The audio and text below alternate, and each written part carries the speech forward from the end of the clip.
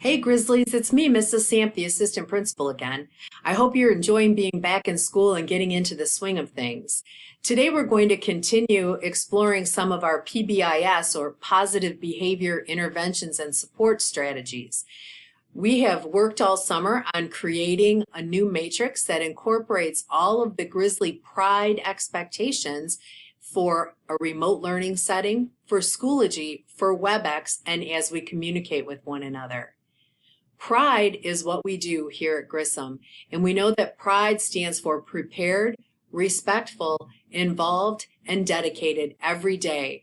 So our teachers are going over what each of those pride letters stands for and looks like in each of those four areas so that there is no confusion on anybody's part about what the expectations are.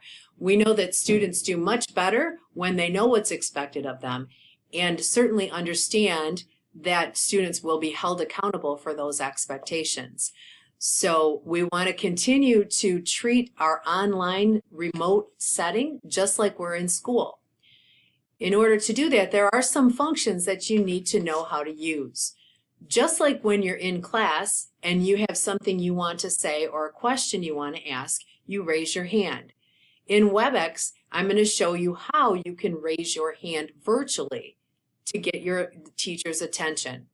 So if you look here, I'm currently on a Webex class that Mrs. Abonik, one of our counselors, is the host of. So the host is like the teacher. And I'm listed, it says Jody Samp, me, that I'm a participant, and that's like I'm a student. So if I want to raise my hand in class, I need to look down over in the bottom right corner of my screen and I see this Participants tab. If I click on that button, it opens up the Participants panel and it shows me everybody that's logged into that meeting. So if you notice, I'm the top one on the list in the panel, and you see right here this little hand that it's a little circle with a black hand inside of it. If I hover over that, it says raise hand. So all I need to do is click on that button. It turns blue and my hand is virtually raised. At the same time, the teacher, in this case Ms. Sabonik, will receive a message on her panel that this student, Jody Samp, has her hand raised, and that will prompt the teacher to call on you when it's appropriate.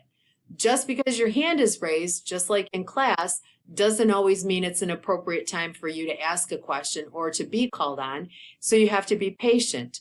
Also, teachers have a whole lot going on when they're working on this remote setting, and so they may not right away see this little circle that someone's hand is raised. So again, you have to be patient. But if it's an emergency and you really need to get noticed, you might, if you're on camera, actually physically raise your hand. And if your picture is on the teacher's screen, they will see you raise your hand and likely either call on you or make a comment. Please do not take it upon yourself to unmute yourself and speak out without being called on. The teachers will mute and unmute students when they want them to speak in front of the class.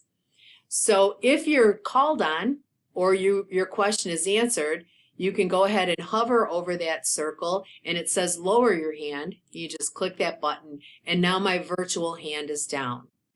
So if I've raised my hand and I've raised my virtual hand and I still have something that's really important and the teacher doesn't seem to have noticed that I'm trying to ask a question or make a comment, I might choose to put a message in the chat box. So I want to start by saying most teachers will probably begin the session with the chat box disabled. And they will do that because we don't want students chatting, just like we don't want students talking during class instruction. We don't want students chatting when the teacher is teaching. And so when the teacher is ready for discussion to take place or to open the floor for questions, then they'll enable the chat function.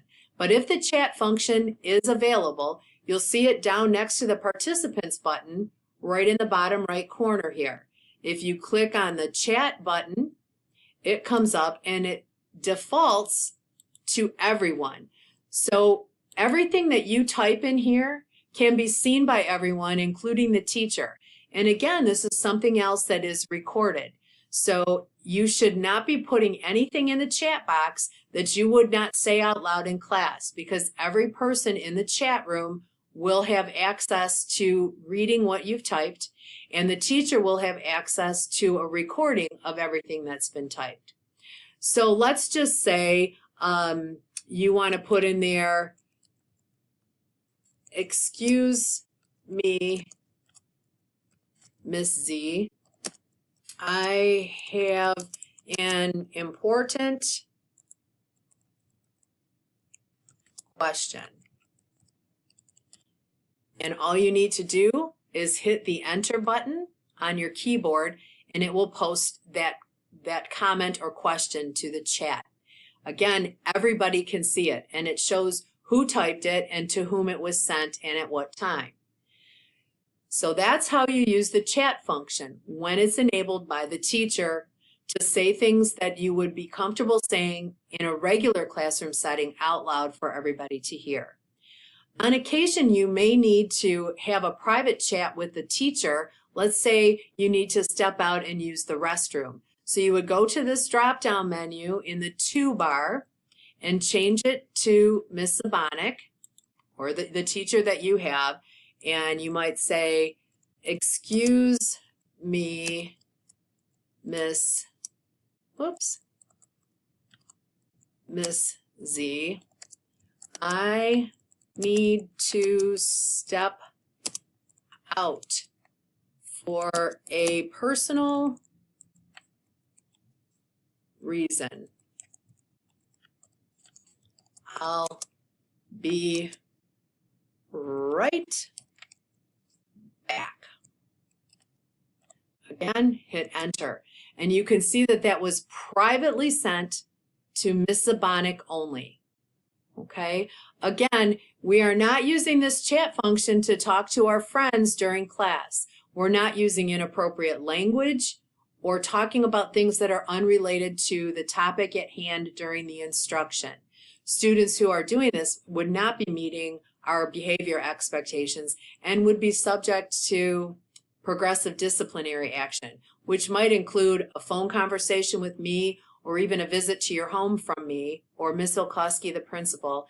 And if it's severe enough or continues, you might even end up in front of the superintendent's disciplinary review committee and be facing school expulsion. So let's not think about that. Let's focus on being positive and following our grizzly pride and being respectful at all times. If you have any questions about these Webex functions, about Schoology, remote learning in general, or anything that we've talked about in this first couple of days of school, feel free to speak to one of your teachers about it via email or talk to your Connect class teacher during your Connect class time. If you still can't get answers or you have further questions, email me, email Ms. Olkowski, the principal, or your counselors, Mr. Dudek and Ms. Zabonic. We're here to help you. We want to make sure you have everything you have and that every student has a safe and appropriate learning environment, virtually or in person. So everybody stay healthy, stay calm, and be kind. Have a great day.